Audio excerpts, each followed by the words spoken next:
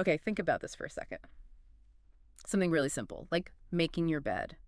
Could that actually, set you up for a better day? Maybe even impact things on a bigger scale. It sounds a bit surprising, maybe. Right. But that's the core idea we're diving into today. We're looking at 10 powerful lessons from Admiral William H. McRaven's book, Make Your Bed. Little things that can change your life and maybe the world. Yeah, and it's fascinating because, like you said, it started as a commencement speech he gave at the University of Texas.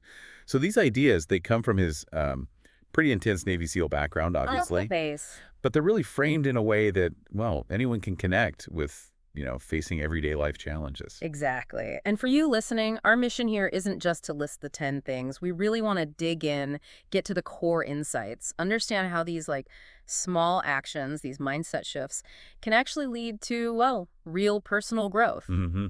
Helping you tackle whatever life throws your way. Yeah, we're going for those aha moments, giving you that solid understanding, but without it feeling like information overload. Sounds good. Where do we start? Okay, let's jump in with lesson 1. That daily ritual. Make your bed. Right. And the setting for this, you got to picture it. SEAL training in Coronado. Super basic, Spartan conditions, right by the ocean. And every single morning, the very first thing they had to do, make the bed. And we're not just talking pulling up the covers, are we? The book gets specific. These hospital corners, super tight tucks. Oh, yeah. Exacting standards, sheets, blankets, all layered just right. So tight, the idea was you could, bounce a quarter off. That's a quarter, and then a second blanket folded perfectly at the foot, pillow-centered. It wasn't about getting a gold star, though, was it? Yeah, oh, not at all. It was just the expectation, non-negotiable. The Admiral really emphasizes this wasn't for praise. It was about something else. What was that? What's the why behind being so meticulous about a bed? It's about discipline, really. Starting the day by doing something well, paying attention to the details. It gives you that first sense of accomplishment, even if it's small. A small win to start the day. Exactly. It sets a standard. It instills that sense of pride and order right from the beginning, which can then, carry over into other tasks. He tells that story about being a young SEAL on the USS Greyback, the submarine. Right, in sickbay. Even there, the old doctor insisted on perfectly made beds. Yeah. His logic was, if they couldn't get the beds right, how could they be trusted with, actual medical care? It's that fundamental discipline thing again. And it stuck with him. Think about after his big parachute accident, a really bad one. He talks about being laid up at home, recovering, and one of the first things he did when he could actually move again was make his bed. Wow. Like reclaiming some control, maybe? Yeah, a small victory, like you said, a step forward when things felt really out of control. He even did it later in a makeshift headquarters in Iraq, making the cot every morning. And then he contrasts that with Saddam Hussein, right? After he was captured. Yeah, it's a small detail, but telling. Saddam was kept in a simple room, just a cot. McRaven noticed he never made it. Cover's always messy. And he uses that as a sort of reflection on character. Sort of, yeah. Lack of personal discipline, maybe? Or just that sense of entitlement. It's an interesting observation, anyway. So the takeaway for us, for the listener, even when life feels chaotic, unpredictable, having that one small, controllable task done first thing. It can ground you, give you a little push forward, a sense that you've achieved something. Okay, that makes sense. Let's move to lesson 2. You can't go it alone. Big shift here. Huge shift. This one's all about teamwork, the absolute necessity of it. He talks about the first phase of SEAL training and this 10-foot rubber raft. Oh, the raft. Yeah, they had to carry it everywhere, didn't they? Everywhere. For the meals, during exercises, over obstacles. This heavy rubber raft, always with them. A shared burden. That sounds exhausting just thinking about it. How did that actually foster teamwork beyond just, shared misery? Well, because inevitably someone would struggle. Maybe they were sick or injured or just having a bad day.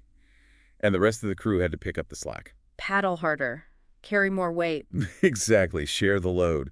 And the instructors made sure everyone knew that roles could reverse any time. Today you might be carrying someone else. Tomorrow it could be you needing help. So you learn interdependence fast. Were there, penalties if the team didn't work together? Oh, absolutely. The instructors hammered home that collective responsibility. If one person messed up or couldn't keep up, the entire boat crew paid the price.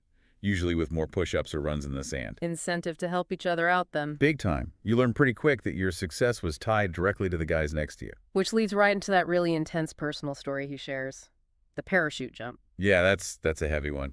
He sets the scene, beautiful day for jumping, then bam, midair collision with another jumper. Just terrifying. Entangled chutes, a violent opening. And a really severe injury. Shattered pelvis. He talks about feeling invincible before that, like nothing could touch him. And then reality hits hard. What goes through your mind then? Just terror. He describes the fear, and knowing instantly it was bad. But then the focus shifts. It shifts to who helped him get through it. His wife, Georgian. Absolutely central. He emphasizes her unwavering support emotionally, practically, everything. She was his rock during that long recovery. And it wasn't just family, was it? He mentions friends, colleagues. Right. Friends rallied around. And crucially, his boss at the time, Admiral Eric Olson.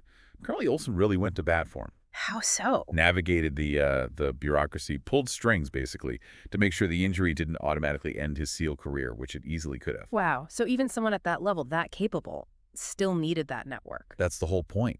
Nobody gets through the tough stuff alone. Nobody's immune. You need people, family, friends, mentors, colleagues. That support system is crucial. So the takeaway here for you listening is don't underestimate the power of your own network. Build those connections, value them, because you will need them. You absolutely will. Which brings us nicely to lesson 3, kind of related. Only the size of your heart matters. Ah, okay. This one challenges assumptions, right? Judging people on, well, not on how they look. Exactly. It's about inner strength, determination, not physical size or appearance. He tells this story about a morning swim during training. Surf's high, conditions are rough. And there's this big, intimidating instructor. Yeah, tall guy. And he singles out this much smaller recruit, basically questions him, like, you think you're tough enough to be a frogman, almost writing him off just based on size. But then the instructor does something interesting. He does. He leans in and whispers a challenge.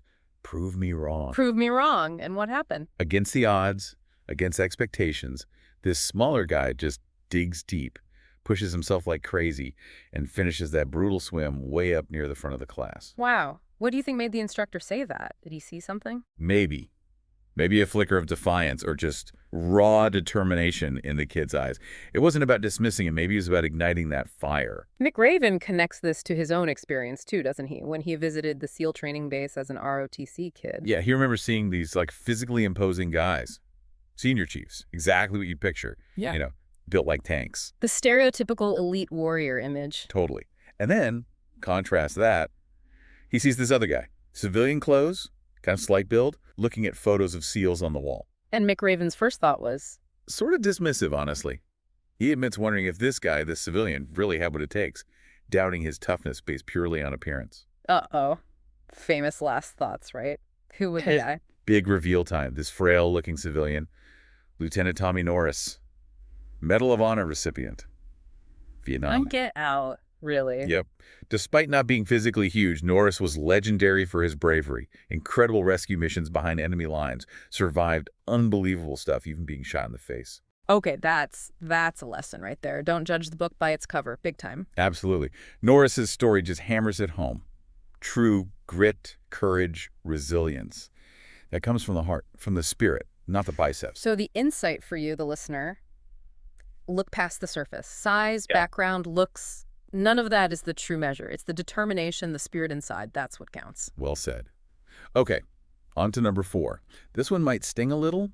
Life's not fair, drive on. Ah, the sugar cookie. I remember reading about this. Sounds awful. It does. It's about accepting that, life throws curveballs, things happen that aren't just, and you got to roll with it. The sugar cookie was a punishment in SEAL training. What did it involve? Basically, an instructor would order you, seemingly at random, to jump into the cold surf, get completely soaked, and then immediately run out and roll around on the beach until you were covered head to toe in sand, like a sugar cookie. Why?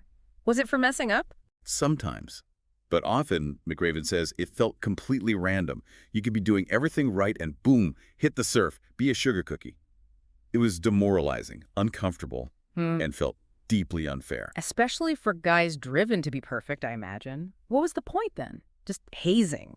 There was a lesson baked in, a tough one. It was about teaching them to handle that feeling of injustice, that lack of control, to accept that things won't always be fair or make sense. And one instructor really drove this home. Yeah, Lieutenant Moki Martin, highly respected guy. He apparently told them straight up, life isn't fair, and the sooner you learn that, the better off you will be. Wow. Direct. And Moki's own story. That really adds weight to it, doesn't it? Immensely. Mookie wasn't just an instructor. He was an incredible SEAL, a top athlete, triathlons, cycling, the whole deal. And then? Then, a terrible accident. Head-on collision while cycling. Left him paralyzed from the waist down, very limited use of his arms. Just devastatingly unfair. God, that's rough. How did he respond to something like that? That's the incredible part. McRaven emphasizes that Mookie never complained, never showed self-pity. He didn't let the unfairness define him. What did he do instead? He adapted. He found new ways, became an accomplished painter using adaptive tools, raised a family, and even founded the Super Frog Triathlon, a race specifically for athletes with disabilities. That's amazing resilience, turning immense adversity into something positive. That's exactly. His life became a living example of his own lesson. Don't dwell on the unfairness. It's real. It happens. But focusing on it doesn't help. Focus on adapting, pushing forward. Drive on. So, for you listening, when life hits you with something unfair and it will remember Mookie, acknowledge the unfairness, maybe, but don't get stuck there. Choose to drive on. Powerful stuff. Okay, lesson 5 flips the script a bit. Failure can make you stronger. Right. This is about not fearing failure, but actually seeing it as, well, as a tool for growth. Yeah. He introduces this thing called the circus. Sounds fun. Probably wasn't. Definitely not fun. The circus was basically extra punishment, PT, physical training. Grueling calisthenics, runs, often with extra harassment from the instructors. You landed in the circus if you failed any event during the day's training. So fail a swim, fail an obstacle course, straight to the circus. Pretty much. McRaven shares his own experience. He and his swim buddy, Mark Thomas, finished last in one of the swims early on. Boom. On the circus list. He describes these endless flutter kicks. Just agony. And the fear wasn't just the pain, right? It was the exhaustion leading to more failure. Exactly. It could become a spiral. The extra PT wore you down, making it harder to pass the next day's events, potentially landing you back in the circus again. A lot of guys washed out that way. That's not what happened to McRaven and his buddy. Here's the twist. All that extra time in the water, all those extra flutter kicks and swimming drills as punishment, it actually started making them better swimmers. Seriously. The failure led to improvement. Paradoxically, yes. They were getting stronger, more efficient, without really realizing it at first, all thanks to the circus. So what was the payoff? It came during the final big swim test, a 5-mile open ocean swim.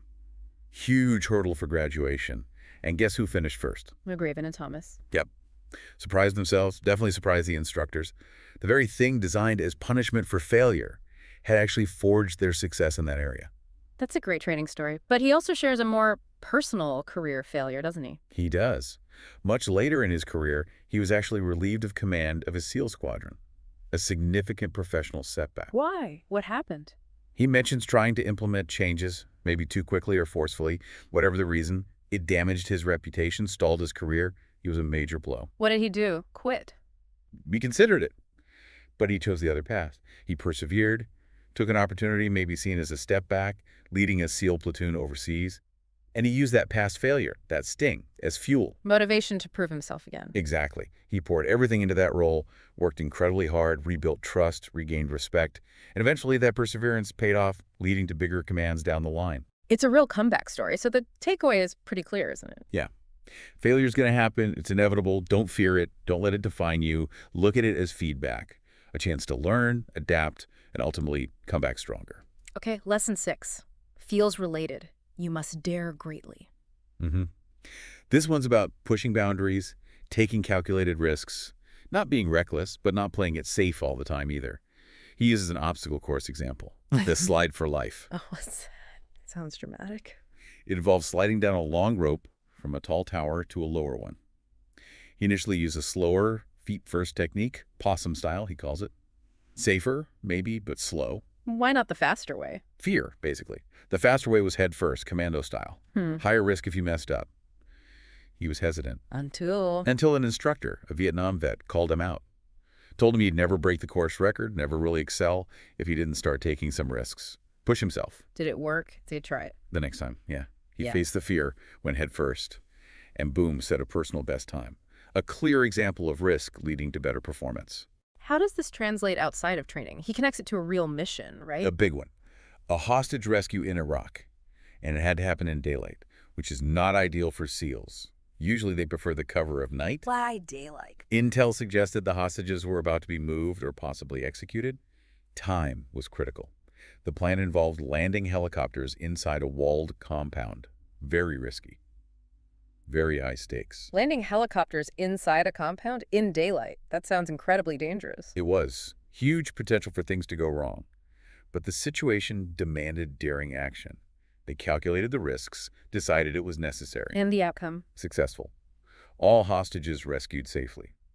It highlights that sometimes achieving the objective requires bold moves. But it's not just about being reckless, is it? He stresses calculated risks. Absolutely. Special operations forces are known for daring missions, but there's usually intense planning, intelligence gathering, risk assessment involved.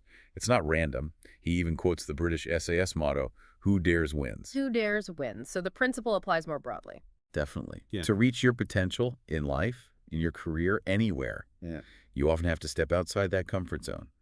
Take those calculated risks. Don't let the fear of failure paralyze you. Okay, dare greatly. Got it. Lesson 7, stand up to the bullies. Right. And the setup for this one is pretty intense too. Another swim. Seems like a lot of lessons learned in the water. Water's a tough teacher. Wow. This was a 4-mile night swim off San Clemente Island. And the kicker. The area is known for great white sharks. Oh, come on, seriously. Swimming at night with sharks. Yep. He talks about the genuine fear, knowing the potential danger was real, lurking right there beneath them in the dark. I think I just freeze. How did they manage that fear? He argues it was their desire to become SEALs. That goal, that commitment, gave them the necessary courage, and courage, he says, is the key. It allows you to face fear, overcome obstacles, stand up to adversity. Without it, you're vulnerable. And he connects this idea of facing sharks to Saddam Hussein again. He does. It's an interesting parallel. He describes encountering the captured Saddam. Even as a prisoner, Saddam still tried to project power, intimidate the new Iraqi leaders who came to see him. Classic bully behavior, just on a massive scale. So how did McRaven and his team handle that? You can't exactly ignore him. No, but they could control the dynamic. The strategy was to diminish his power, his platform, isolate him, limit his interactions. McRaven himself made a point of visiting Saddam's cell daily, but just standing there silently. Silently. Why? To observe, yes, but also to subtly strip away Saddam's perceived importance. No audience, no reaction for him to feed off, taking away the bully's power source, which is often the fear and reaction of others. So the sharks in the water, Saddam in his cell. The idea is that bullies feed on fear. Exactly. Whether it's a dictator, a playground bully, someone in the workplace, they test you. They thrive on intimidation and perceived weakness. So the lesson for us. Find that courage. Just like facing sharks, you have to find the strength to stand your ground against bullies, whatever form they take. Don't back down. Your resolve is your shield. Courage deters them. Okay. Stand firm. Lesson 8. Rise to the occasion. This one's about digging deep when things are at their absolute worst, finding your best self in the darkest moments. And the training example is, let me guess, something underwater and dangerous. You got it. The final underwater navigation dive, San Diego Bay, at night, using this piece of equipment called the Emerson rebreather. Which had a lovely nickname, right? The death rig. Yeah. Because it was notoriously prone to malfunction. Very high risk. And on this particular night, visibility was practically zero. Thick fog rolling in. Conditions couldn't be much worse. Talk about pressure. What was the message from the instructors then? The chief petty officer in charge basically laid it out. Tonight, you will have to be your very best. You have to find that within yourselves. No matter how dark it gets, you must complete the mission. Wow. A direct call to peak performance under maximum stress. Exactly. It was about summoning everything they'd learned, all their inner strength, when the stakes were highest. And he links this to a non-training experience, too. A very somber one. A ramp ceremony at Bagram Air Base in Afghanistan for a fallen soldier. He describes the scene, the solemn procession, the honor guard, the music, Amazing Grace, taps. The collective grief, but also the immense respect and dignity. People coming together in profound loss. Yes, and performing their duties with absolute precision and honor, even while grieving. He mentions other examples too, military units, communities pulling together after tragedies. It's this human capacity we have. To find strength in darkness. Exactly. To rise to the occasion, to be our very best when it matters most. Those moments, he suggests, are what truly define our character. So the takeaway is, we all have that capacity within us. We do. When life presents its darkest moments, you can find that inner strength, that ability to perform, to endure, to support others. Those are the defining times. Okay. Lesson 9. Give people hope. This one feels incredibly important. It's about the power of hope and how even one person can ignite it in others, especially when things seem bleak. And the setting for this lesson. The infamous Hell Week. Oh, yeah. Specifically, the mudflats near Tijuana. He paints a grim picture. Chest-deep, freezing mud, biting wind, pitch darkness, sheer exhaustion after days with almost no sleep. Morale just hitting rock bottom. Sounds utterly miserable. Prime time for quitting. Exactly. And the instructors knew it. One of them steps up and offers them a deal. Temptation time. What was the offer? Escape. Warm blankets, hot coffee, donuts. Relief from the cold and misery. All they needed was for 5 guys to quit. Just 5. And the whole class could get a break. Oof. That's tempting. Did anyone take it? One guy actually started to move towards the instructors, towards the warmth. The breaking point seemed near for the whole group. But then, something shifted. What happened? In the middle of the shivering, the despair, one lone voice started singing. Faintly at first, raspy, just one guy. Singing in the freezing mud. Yeah. And then another voice joined in. And another. Slowly, this weak chorus starts to rise above the wind. And it changes the whole dynamic. Oh. It lifted their spirits. It united them. That simple act of singing together reminded them they weren't alone, strengthened their resolve. Even the guy who was about to quit turned back and rejoined the group. Wow. The power of one person starting something. It's incredible. It shows how one individual, even in the worst circumstances, can spark hope, unite a group, give them the strength to carry on. He connects this to another much sadder event too, doesn't he? He does. A devastating helicopter crash in Afghanistan. Extortion 17. 38 men killed, many of them SEALs. A huge loss. I remember that. Terrible. He describes being at Dover Air Force Base when the bodies were returned. The families waiting, just unimaginable grief. How do you even approach families in that moment? Well, also present was Marine Lieutenant General John Kelly. And General Kelly had tragically lost his own son, Robert, in combat in Afghanistan not long before. Oh, wow. And McRaven described how General Kelly moved among the grieving families, talking quietly, offering comfort. And because he knew their pain, because he shared that unique, terrible experience. His words carried a different weight. He could offer a different kind of hope. Exactly. He could connect on a level others couldn't. He could embody resilience, offer understanding, and through that shared experience, provide a profound sense of hope, even in that darkest hour. So the message for us is that hope is contagious, and we can be carriers. Precisely. Hope is powerful. Even when you're feeling stuck in your own mud, your attitude, your actions, even a small gesture can provide incredible hope and strength to the people around you.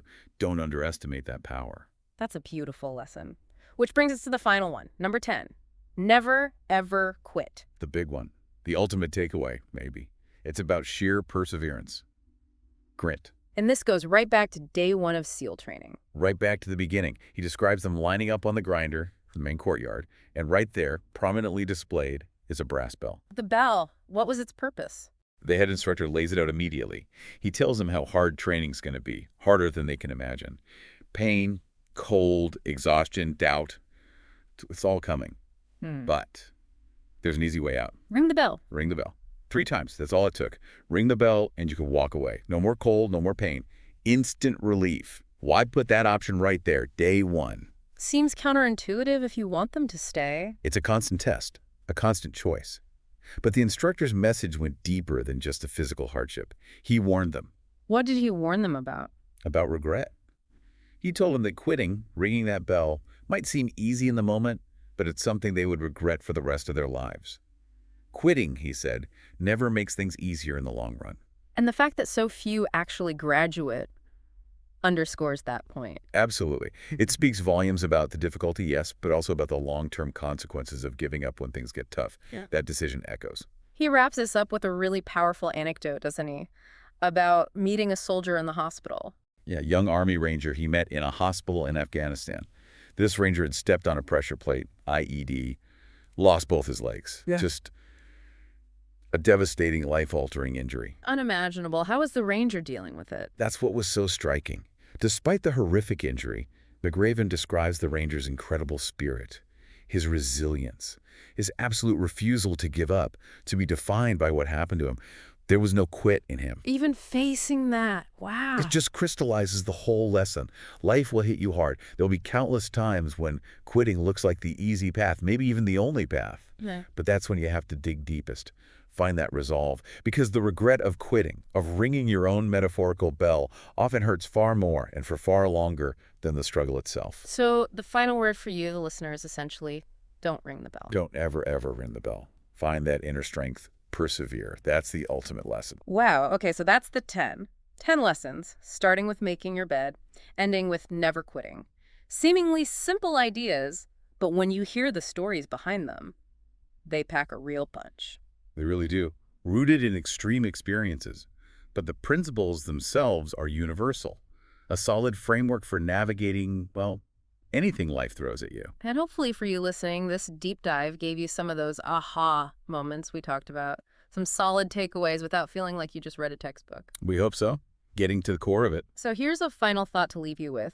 Which one of these, which little thing, or maybe which mindset shift resonates most with you right now? What's one small change you could make, starting today, inspired by these lessons? Yeah, think about how you can build your own resilience. Keep moving towards your goals, whatever they are. And maybe ask yourself, what's your bell? The one you commit to never, ever ringing. Something to definitely chew on. Thanks for diving deep with us today.